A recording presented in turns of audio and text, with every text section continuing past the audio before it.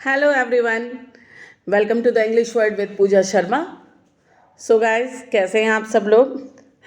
तो आप जैसा कि जानते हैं कि सैटरडे को ज़्यादातर मैं इंटरव्यू से रिलेटेड ही टॉपिक लेकर आती हूँ।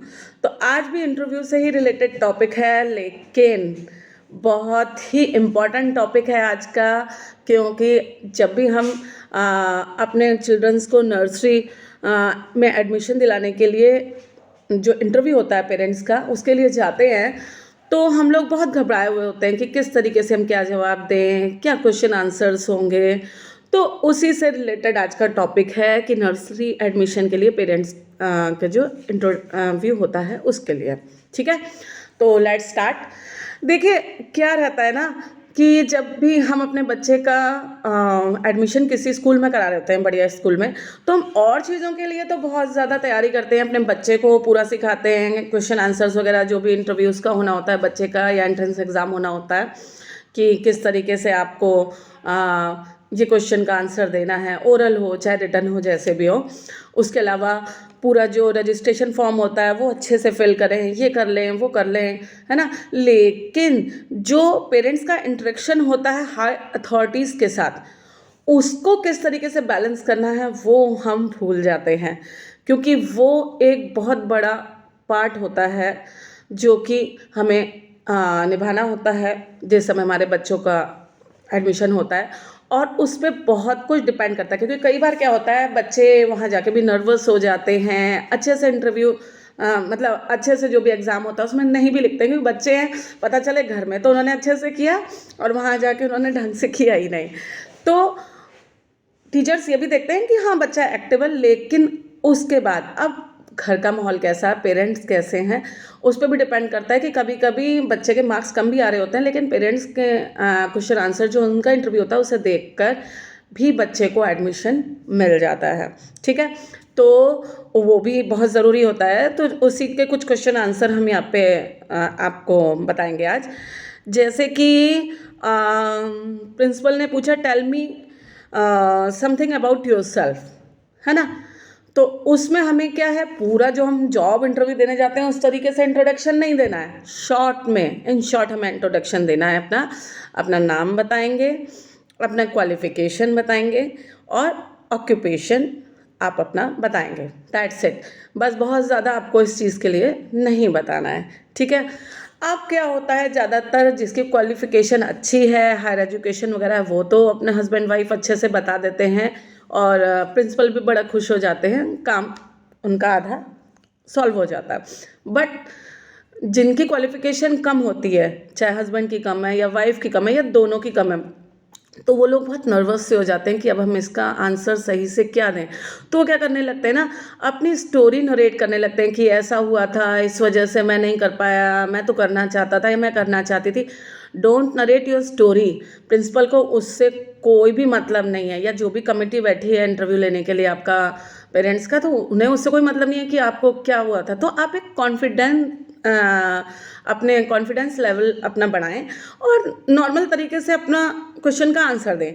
आप कह सकते हैं that you couldn't pursue higher education due to some reason, but you really want to your child to best in education, and you have the all facilities and arrangements for this। ठीक है, मतलब आपने क्या बताया, आपने कहा कि आप तो किसी वजह से जो है हायर एजुकेशन नहीं ले पाए, हायर स्टडीज़ नहीं कर पाए, कुछ रीज़न ऐसा रहा, बट आप चाहते हैं कि आपका जो बच्चा है वो अच्छी एजुकेशन पा सके, और उसके लिए आपके पास सारी फैसिलिटीज़ और अरेंजमेंट हैं जिससे कि बच्चा अच्छी एजुकेशन पा सकता है। ठीक है ना, आपने कितने अच्छे से कॉन्फिडेंटली इस चीज़ का जवाब दे दिया कि नर्वस होने की ज़रूरत नहीं है, हर एक की कुछ ना कुछ सिचुएशन हो सकती है। ठीक है, तो आपको इसका आंसर इस तरीके से देना है। अब आई बात, बाय द वे, वाइफ जो है वो, जैसे ऑक्यूपेशन उनसे पूछा, उन्होंने कहा कि वो तो हाउस वाइफ है। तो कैसे कहें हम हाउस वाइफ, हम तो कुछ नहीं करते। भाई क्यों नहीं करते हो, हाउस वाइफ होना बहुत गर्व की बात है ना। तो आप बिल्कुल प्राउडली बोलिए, I am a homemaker and take care everybody in my house. ठीक है, इस तरीके से आप शॉर्ट में उनको आंसर दे सकते हैं, जिससे कि आपका एक इम्प्रेशन अलग ही पड़ेगा। ठीक है, अब दूसरा क्वेश्चन जो ज़्यादातर पूछा जाता है, tell us something about your family. अपनी फैमिली के बारे में कुछ बताइए। अब जो ये क्वेश्चन पूछा गया ना, ये आपके चाइल्ड के परसेप्टिव से पूछा गया है, मतलब उससे रिलेटेड कि उसका किस तरीके से आपकी फैमिली में, मतलब आप कैसे ख्याल रखते हैं या चाइल्ड का कैसा बिहेवियर है ना, फैमिली के प्रति। तो अगर आपकी जॉइंट फैमिली है तो आप इसका आंसर क्या देंगे? माई चाइल्ड, जो भी नाम हुआ, बाय द वे सीरत, ओके, माई चाइल्ड सीरत lived with us grandparents along with uncle and aunt, and she shares very cordial relation with them। ठीक है, कि क्या है, मेरी जो बेटी है सीरत, वो हमारे साथ, ग्रैंड पेरेंट के साथ और अपने चाचा चाची के साथ रहती है, और उसका बिहेवियर बहुत ही सौहार्दपूर्ण, कॉर्डियल का मतलब होता है सौहार्दपूर्ण है सबके साथ। ठीक है ना, तो इस तरीके से आपने इसका आंसर दिया। बाय द वे, आप एक न्यूक्लियर फैमिली हैं। न्यूक्लियर फैमिली का मतलब एकल परिवार, यानी कि आप अलग रहते हैं, जॉइंट फैमिली में नहीं है, सिर्फ हस्बैंड वाइफ एंड चिल्ड्रन है। तो उसका आंसर आप किस तरीके से देंगे?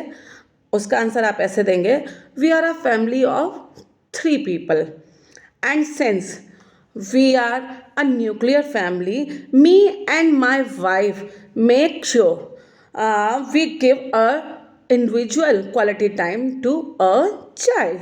ठीक है, कि जबकि हमारी फैमिली में 3 ही पीपल हैं और हम एकल परिवार हैं, बट मैं और मेरी वाइफ पूरा ये मेक श्योर करते हैं कि हम अपना क्वालिटी टाइम जो है बच्चे को दे पाएँ, क्योंकि यही चीज़ मेन चीज़ प्रिंसिपल वगैरह जो भी कमेटी है देखना चाहते हैं कि आप लोगों के फैमिली का कैसा एटमॉस्फेयर है, बच्चे को आप आगे अच्छे से कैसे पढ़ा सकते हैं, मतलब वो ऐसा तो नहीं अलग थलग बैठा रहता है, और परिवार में ही जब मिलजुल के नहीं रहेगा तो स्कूल में किस तरीके से वो एक्टिविटीज़ में पार्टिसिपेट करेगा, तो ये सारी चीज़ें वो लोग जज करते हैं। ओके, उसके बाद ज़्यादातर जो क्वेश्चन पूछा जाता है वो है, why are looking for your child's admission in this school, कि आप अपने चाइल्ड का एडमिशन इस स्कूल में ही क्यों कराना चाहते हैं, किसी में भी करा सकते हैं, है ना। तो अब इसके लिए जो है ना, आप पहले से ही थोड़ा प्रिपेयर होके जाइए। जो भी स्कूल है उसकी वेबसाइट को पूरा मतलब देख लीजिए, पढ़ लीजिए, उसके बारे में कुछ इधर उधर से अगल बगल से सर्च भी कर लीजिए कैसा है कैसा नहीं है, जिससे आपको आराम से इस क्वेश्चन का आंसर देने में आसानी रहेगी। आप कह सकते हैं, after going to the website of school and going to the achievements has made over the years, I have understood that school not only focuses on academics by also non-academic activities। खाली academic activity पे ही focus नहीं कर रहे हैं, non academic activities पे भी school focus कर रहा है, like sports, debate, inter school activities. ठीक है, so I interested to my child's admission in this school, इसीलिए मैं इंटरेस्टेड हूँ कि इसी स्कूल में मेरे चाइल्ड का एडमिशन हो। आप मतलब ये भी देख सकते हैं कि बच्चे और कितना अच्छी वहाँ की ग्रोथ कर रहे हैं, कैसा रिजल्ट जा रहा है, वो भी आप बता सकते हैं कि अगर रिजल्ट बहुत अच्छा जा रहा है हमें पता चला है, इस वजह से भी हम बच्चे का एडमिशन कराना चाहते हैं स्कूल में। ठीक है, उसके बाद एक ऐसा क्वेश्चन है जिससे क्या होता है, ज़्यादातर ना पेरेंट्स या तो प्लीडिंग करने लगते हैं कि प्लीज़ प्लीज़ ऐसा मत करिए, या फिर एग्रेसिव हो जाते हैं। वो क्वेश्चन क्या है, what if your child doesn't get admission in this school. क्या होगा अगर आपके चाइल्ड को हम इस स्कूल में एडमिशन नहीं देते हैं? तो क्या होता है, कई लोग तो कहने लग जाते हैं, प्लीज़ प्लीज़ सर, बड़े हम आशा लेके आए हैं और हमें यहीं कराना है, प्लीज़ बात को हमें समझिए, हमारा बच्चा स्किलफुल है। नहीं, हमें प्लीड नहीं करना है। और कई लोग एग्रेसिव हो जाते हैं, भाई ये कैसे आप कह रहे हैं, ऐसा कहने की आपकी हिम्मत कैसे हुई कि हमारे बच्चे को आप एडमिशन नहीं देंगे, उसमें स्किल है, पावर है। नो, आपको इस तरीके से बात नहीं करनी है, आपको अपनी बात को पोलाइटली और अच्छे से उनके सामने रखना है। आप कह सकते हैं, I really want my child to be a part of this institution. And I feel my child has all the skills and expertise to be a part of this school. कि क्या मैं अपने चाइल्ड को इस institution का हिस्सा बनाना चाहता हूँ और मुझे ये भी फील होता है कि मेरा जो बच्चा है उसमें इतने स्किल है और इतने एक्सपर्टीज़ हैं उसके अंदर कि वो आपके इंस्टीट्यूट का हिस्सा बन सकता है। ठीक है, तो क्या है, आप मतलब बड़े कॉन्फिडेंट है अपने बच्चे के प्रति कि वो आपके कि मतलब जिस इंस्टीट्यूट में हम एडमिशन कराना चाह रहे हैं वो उस इंस्टीट्यूट में सक्सेस पाएगा क्योंकि उसमें ये स्किल है। इस वजह से जो है आपको उसे एडमिशन देना चाहिए, बाकी एज यू विश, है ना।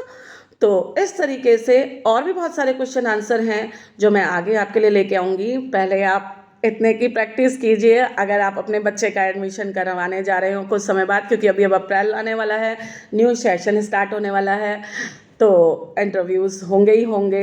इंटरव्यू तो मेरे ख्याल से मार्च से स्टार्ट हो जाते हैं, तो अभी से आप अपनी प्रिपरेशन भी स्टार्ट कर दीजिए क्योंकि पेरेंट्स के इंटरव्यू पे बहुत डिपेंड करता है बच्चे का भविष्य।